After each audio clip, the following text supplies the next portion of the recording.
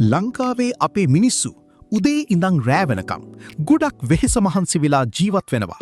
හැබැයි ඔයා දන්නවාද ලෝකයේ කිසිම ලොකු පීඩනයක් නැතුව නිදහසේ ඉන්න ගමන් ලක්ෂ ගණන් වැටුප් ගන්න අමුතුම රැකියා තියෙනවා කියලා.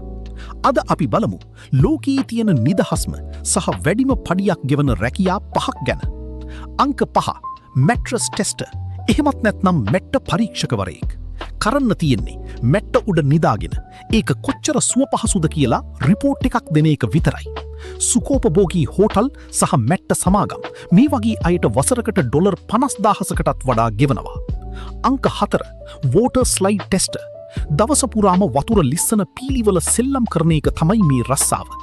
වෝටර් පාක් වල ආරක්ෂාව සහ ෆන් ලෙවල් එක බලන්න මේ වගේ අයව බඳවා ගන්නවා. මේකටත් ලොකු වැටුපක් ලැබෙනවා. අංක 3 අයිලන්ඩ් කියාටීක.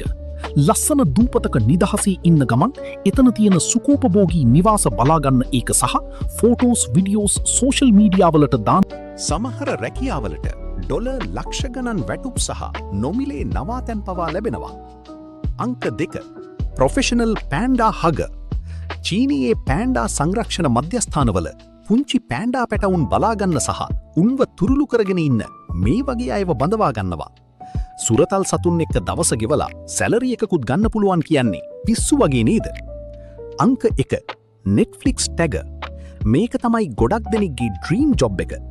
ගෙදරට වෙලා ෆිල්ම් සහ සීරීස් බලලා ඒවට කැටගරි ටැග්ස් දාන එක තමයි මේ රස්සාව. Netflix සමාගම මේ වෙනුවෙන් වසරකට ඩොලර් 70,000කටත් වඩා ගෙවනවා. ඉතින් මේ රැකියා අතරින් ඔයා කරන්න කැමතිම රස්සාව මොකක්ද? පල්ලෙහායින් කොමෙන්ට් එකක් දාන්න. මේ වගේ අලුත් සහ නොදන්න ෆැක්ට්ස් හැමදාම දැනගන්න අපි පුංචි කතා ලෝකයේ channel එක subscribe කරන්න. ජය වේවා.